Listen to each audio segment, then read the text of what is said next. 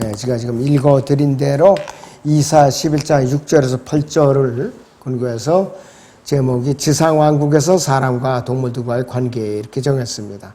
이 본문은 예수 그리스도께서 이 땅에 재림하셔서 아마겟돈 전쟁을 마무리하시고 그분의 지상왕국, 킹덤 오브 헤븐이죠. 이제 하늘의 왕국을 세워갖고 통치하는 그 장면을 묘사한 것이에요. 자, 그런데 여러분들 지금은 어림도 없는 소리죠. 지금 요즘 산에 가면은 7.4라는 살모사, 독사 같은 게 독이 가장 많이 올랐을 때예요. 물리면 죽어요. 물리면. 그리고 여기서 사자와 소가우처럼 짚을 먹으니까 어림도 없는 소리죠. 송아지 어린 사자와 살찐 짐승이 어떻게 하느냐 이것이. 꿈만 같은 소리인데 그때는 그렇게 이루어지는 거예요. 왜? 이 피조세계가 변화를 받으니까 그래요. 이번 시간에는 에스겔서를 많이 인용을 할 텐데요. 자, 에스겔 34장 27절에서는 들의 나무들은 열매를 맺고 땅은 그 소산을 내리라. 그들은 그들이 땅에서 안전할 것이니라. 내가 그들이 멍에줄을 꺾고 그들 자신들을 섬기게 했던 자들의 손에서 그들을 구해낼 때 그들은 내가 주인 줄 알리라 그랬어요. 이스라엘의 회복을 말하는 거죠. 유대인들은 아직 그들이 이 땅에 안전하게 거주하지 못하고 있어요. 한시도 지금 마음을 놓을 수가 없어요. 불안하죠. 매일같이 이 피에로 폭력단체, 하마스라는 폭력단체, 심지어는 이 이북에서 전해준 땅 기술을, 땅굴 뚫는 기술을 전수받아갖고 이스라엘 도시 한복판에다 땅굴을 뚫고 내려서 빌딩을 갖다 이제 폭발하는 그런 짓까지 하고 있어요. 잠시라도 마음을 놓을 시간이 없어요. 그럼 또 이스라엘 보복하고 폭격기로 다 이제 떠가지고서 가서 폭격을 해버리고 악순환이 되풀이되고 있죠. 사방이 다 이스라엘 적들이에요. 사방에. 얼마 전에 이란에 대해서 이스라엘이 미사일을 쏟아붓고 공격을 해서 보복을 했어요. 핵을 갖고 자꾸 자기들을 공격을 해요. 준비하니까. 그리고 이 부분은 이스라엘 특공대가 왜 노리느냐. 이란에다가 핵기술을 전수해 줬어요. 파키스탄, 레바논, 리비아까지도. 근데 이란은 지금 사실상 핵을 갖고 있거든요. 지하에다 숨겨놓은 거예요. 개발한다 그러는 것이지. 그러니까 그걸 갖고 결국은 이스라엘을 갖다가 목을 조이는 거예요. 그리고 이 중동 지역에다 계속해서 무기를 밀매하고 하나님에 대해서 이스라엘을 괴롭히고 있단 말이에요. 그래서 여러 해 전에 그 이북의 용천역에서 화물열차 폭발 사건이 있었어요. 그는 시리아 핵기술자들 거기 같이 타고 있었거든요. 그 사람들이 몰살을 당했어요. 이스라엘 특공대가 들어가고 폭파시킨 거예요. 얼마 전에는 그 김정은이가 탄 차량을 이제 목표로 이제 기습을 했는데 앞에 더미 차량이라고 이제 모사 차량이라고 이제 가는 거예요. 이제 진짜로 숨기려고. 근데 그 모사 차량이 폭발하고 실패로 끝났어요. 우리가 할 일을 이스라엘 특공대가 지금 해주고 있는 거예요. 우리 이스라엘 특공대가. 얼마나 고마워요, 그것이. 자. 그래서 이 땅에 하늘의 왕국이 세워지면은 비로소 이스라엘은 안전하게 거한다 이것이. 호세아 2장 18절에서 이스라엘이 장차 회복된 뒤에 그들이 땅에 어떤 모습이 될 것인가. 호세아 2장 18절 같이 보세요. 그날에는 내가 그들을 위하여 들의 짐승들과 하늘의 새들과 땅에 기는 것들과 언약을 세우며 또 활과 칼을 꺾고 땅에서 전쟁을 없게 하고 그들로 평안하게 눕게 하리라. 이렇게 묘사하고 있어요. 이사 2장 4절하고 이제 맥이 통하죠. 이른바 자연의 중생, 회복과 해방이를 말하는 것이에요. 이것이 마태복음에서 19장 28절에 나오죠. 여기서 마태복음 19장 28절을 봅니다. 예수께서 그들에게 말씀하시기를 진실로 내가 너희에게 말하노니 나를 따르는 너희들은 인자가 자기 영광의 보좌에 앉을 새 세대에 너희도 12 보좌에 앉아 이스라엘 12지파를 심판하는 여기서 새 세대는 리제너레이션이라고 그랬어요. 리제너레이션. 그러니까 땅이 회복되는 새 세대, 지상 천년왕국을 말하는 것이요. 그것이 여기서 이제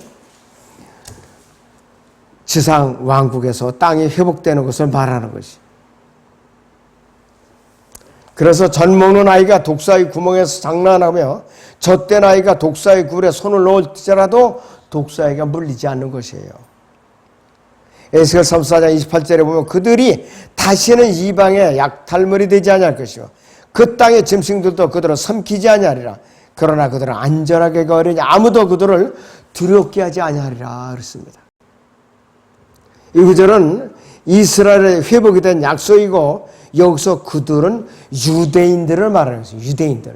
이 유대인들이 다시는 이방에게 약탈물이 되지 아니할 시대에는 앞으로 이제 이 땅에 세워질 지상 천년 왕국, 하늘의 왕국, 저 킹덤 오브 헤븐에서 이루어질 거라 이것이에요. 그리고 에스겔 34장 29절에서는 내가 그들을 위하여 유명한 한 초목을 일으키니 이랬어요. 유명한 한 초목, 예수 그리스도를 말하는 것입니다. 그들이 다시는 그때 가서 배고픔으로 소멸되지 아니할 것이요 더 이상 이방의 수치를 짊어지지 아니할 것이라 이렇게 예언하고 있어요. 아직은 성취되지 않은 예언이죠. 그래서 하늘의 왕국인 지상 왕국이 펼쳐지면은 하나님께서 유대인들을 위하여 유명한 한 초목을 일으키시겠다고 예언하셨어요. 그런데 이 유명한 한 초목이 무언가 수많은 사람들이 궁금증을 품어왔어요. 해석을 해보려고. 근데 못 풀었다 이것이요. 이사 11장 1절로 보면은 이새의 줄기에서 한 싹이 나오면 그의 뿌리에서 한 가지가 자랄 것이라 그랬어요. 이스라엘 뿌리들에서 나오는 한 가지는 이사야 53장에 있는 대로 이 초목이 누구를 가르치는지 분명하죠. 직접적으로 언급하고 있는데 예수 그리스도의 대속에 대해서 언급하고 있는 것이. 그리고 에스겔 34장 29절에 보면 이 초목은 이사야 11장이나 53장에서 언급하는 한 싹, 한 가지, 연한 싹, 즉 예수 그리스도를 말하고 있는 것이에요. 이사야 34장 30절을 보면은 그리하여 그들은 나 주 그들이 하나님이 그들과 함께 있는 줄 알 것이며 그들 저 이스라엘 집이 나의 백성인 줄 알리라 주 하나님이 말하노라 이렇게 예언하고 있어요. 그래서 에스겔 34장이 마무리되면서 언급되는 이 예언들이 이스라엘 집을 향한 하나님의 약속들인 것이 분명하다. 북왕국, 이스라엘과 남왕국, 유다가 합쳐서 이스라엘의 회복을 향한 예언이라 이것이에요. 또 에스겔 34장 31절을 보시면 내 약물이 내 초장의 약물이 너희는 사람들이요 나는 너희의 하나님이라 주 하나님이 말하노라 했어요. 주 하나님이 말하노라 강조를 하고 있어요. 한 민족으로서 이스라엘을 내 약물이라고 하나님께서 표현하고 있어요. 약물인 그들을 또 사람들이라고 표현하고 있죠. 사람들. 예수 그리스도께서는 요한복음 10장 16절에서 또 나에게 이 양우리에 들지 아니한 다른 양들이 있어 내가 그들도 데려와야 하리니 그들도 나의 음성을 듣게 되리라. 그래야 한 양떼에 한 목자만 있으리라 그랬어요. 교리적으로는 이 양우리에 들지 아니한 다른 양들이 있어 그런데 그 양들이 다른 양들은 어디 있느냐. 지금 현재 전 세계 각지에 흩어져 살고 있는 유대인들을 말하고 있는 것이에요. 유대인들을. 영적으로는 우리 그리스도인들을 말하고 있는 거예요. 본래의 유대인들이 속하지 않았던 우리가 영적으로 아브라함의 자손으로서 예수 그리스도 안에서 영적으로 그 한 양 우리 안에 들게 되는 것이에요. 한 우리 안에. 그래서 아브라함의 후손이 영적인 후손이 있고 육신적인 후손이 있어요. 영적인 후손은 그리스도인들을 말하는 거예요. 육신적인 후손은 지상왕국에서 통치할 그 유대인들을 말하는 것이고 또 한편으로는 지금 모슬렘 국가들 있죠. 그 이스마엘 지파들. 이들도 결국 지상국에서 의지면은 다 화해가 이루어져요. 전부 다. 지금 원수 관계지만. 자, 잃은 양은, 자, 잃은 사람은 잃은 양이고 구원받은 사람은 구원받은 양이라 이것이에요. 사람이 구원을 받고 거듭나서 이렇게 변하지 않은 사람은 구원받지 않은 사람을 개라고도 표현하죠. 자, 호세아 11장 10절에서는 그들이 주를 따라가려니 그가 사자같이 보호할 것이요. 그가 보호할 때면 그 자손들이 서쪽에서부터 떨 것이라 이렇게 말씀을 하고 있어요. 환난 성도의 휴거를 또 말하기도 해요. 이 구절 자체가. 마태복음 24장 30절을 보겠습니다. 그 후에 하늘에 있는 인자의 표적이 나타나리니 땅의 모든 지파들이 통곡할 것이며 또 그들은 인자가 권세와 큰 영광으로 하늘의 구름을 타고 오는 것을 보리라고 그랬습니다.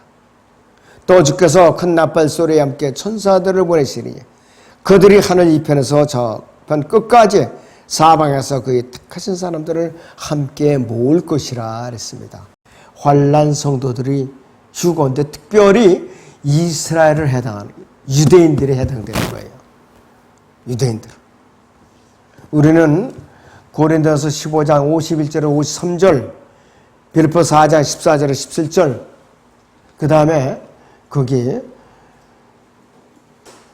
데살로니가전서 데살로니가전서 4장 14절에서 17절, 빌립보서 3장 21절이라든지 요한일서 3장 2절 해당되는 교회 그리스도인들이 휴거고 이것은 별도예요.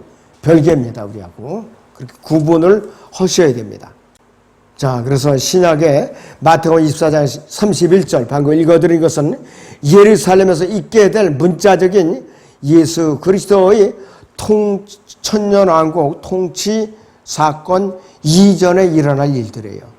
누가복음 1장에는 예수님께서는 성령으로 마리아의 몸에서 잉태하고 태어나셨고 앞으로 인자로서 이 땅을 통치하실 그분이라 이것이요. 자, 첫째는 이 큰 환난 끝, 대환난 끝에 유다 지파의 사자이신 예수 그리스도께서는 그분의 백성을 구원하기 위해서 나타나셔요. 자, 그렇지 않으면은 살아남기가 힘들다 이것이에요. 마태복음 24장의 13절을 봅니다. 그러나 끝까지 견디는 자는 구원을 받으리라고 그랬어요. 그리고 22절 보면은 만약 그 날들이 단축되지 않으면 어떤 육체도 구원받지 못하리라. 그러나 택함 받은 사람들을 위하여 그 날들이 단축될 것이라 그랬습니다. 이방인들이 아니라 유대인들이에요. 이 땅에는 유대인들을 위해서. 우리하고 전혀 관계가 없어요. 그래서 그 사자가 울부짖을 때 예수 그리스도께서 유다 지파의 사자이신 예수 그리스도께서 울부짖을 때 다른 사자들은 고랑에 처박힌다. 그러니까는 아마겟돈에서 전부 패전해 가지고서 어떻게 되느냐? 깊은 구렁에 갇히고 또 불못에 던져지고 그런다 이것이에요. 두 번째는 이 포효는 환난 후에 즉시 이루어지고 또 큰 나팔 소리가 가까이에서 나는데 이는 이스라엘을 사방에서 모은다는 신호라 했어요. 그러니까 마태복음 24장 30절, 31절은 유대인들과 관계가 있어요. 우리들이 아니에요. 우리 그리스도인들이 아니에요. 이때 유대인들은 동쪽으로부터 또 서쪽으로 흩어질 뿐만 아니라 서쪽으로부터 떨 것인데 이때 이들은 서쪽과 북쪽과 있는 바다의 섬들로부터 돌아온다 이것이에요. 영국도 섬이죠. 영국, 또 노르웨이, 스웨덴, 아일랜드, 말타, 시실리, 스페인, 러시아, 미국, 캐리비안, 중국을 이사야 49장 12절에서는 신임 땅이라고 부릅니다. 신임 땅. 그리고 일본, 동인도제도, 하와이, 멕시코, 남미, 독일, 상하해안 등의 땅 끝들로부터 돌아온다 이것이에요. 우리나라도 포함되죠. 여기에 우리나라에 사는 사람들도 주를 따라가는 것은 호세아 5장 11절과 유사한데 그들은 후에 하나님의 인도를 따르게 될 것이다 그랬어요. 그래서 이 구절은 분명하게 이사야 11장 11절이나 아모스 9장 4절에 언급한 이스라엘의 문자적인 회복을 말하고 있는 것이에요. 문자적인 회복. 자, 베드로의 오순절 설교 주제는 그러므로 이스라엘의 온 집이 분명히 할 것은 너희가 십자가에 못 박은 이 예수를 하나님께서 주와 그리스도가 되게 하신 것이라. 이렇게 말씀으로 잘 요약하고 있어요. 예수 그리스도께서 이스라엘의 메시아라는 소리예요. 그분께서 이스라엘 메시아로서 하신 요구들을 거역하고 그분을 갈보리 십자가 못 박아 죽인 유대인들에게서는 이 베드로의 오순절 설교를 달갑지 않게 여겼던 것이에요. 그래서 베드로는 그가 유대인들이 모든 가능한 한 반론을 덮어버리기 전까지는 주제의 핵심을 알려주지 않았어요. 자, 그래서 유대인들에게 전하기 곤란했던 메시지가 뭐냐? 분명하고도 반복된 예언의 약속, 즉 이스라엘이 다시 모여들어서 언약된 그들이 메시아 왕 아래서 그들이 땅에서 굳건히 서리라. 그것이 분명히 이들이 실패했다 이것이에요. 실패했다 이것이 이들이.